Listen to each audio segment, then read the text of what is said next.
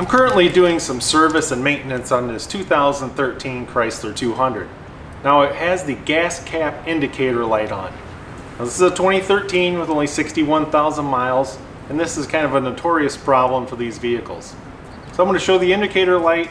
I'm going to show you the two things that could possibly be wrong to get that indicator light out and get you back on the road. Gas cap indicator light is going to be right over there underneath the RPM gauge. Common problem because this gas cap needs to seal up very tightly on this leak detection pump. Now basically the leak detection pump is this unit right here. Behind there is a couple of connections, and it detects leaks in your fuel tank. So after several hundred times of filling your gas tank and tightening it up, this gas cap does wear out. So I always like to start out first by telling people, if you want to try and fix this problem yourself, try the gas cap first. And all you really need to do is get behind here with a flathead screwdriver and pop this off.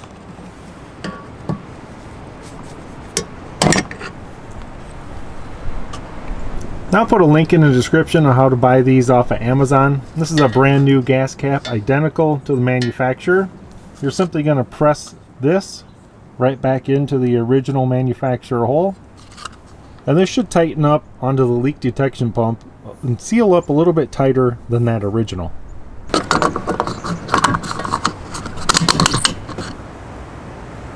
In general, once you put your new gas cap on, you're going to turn it clockwise until it clicks at least 3 times. Now if you start your car and your indicator still comes on, the car really needs to be driven for about 20 miles. Or you can do 3 start-stop cycles where you start the car, let it run a second, shut it off, take the key out. You're going to do that 3 times because you need the car's diagnostic system to run through its tests and detect that there's no leak there anymore.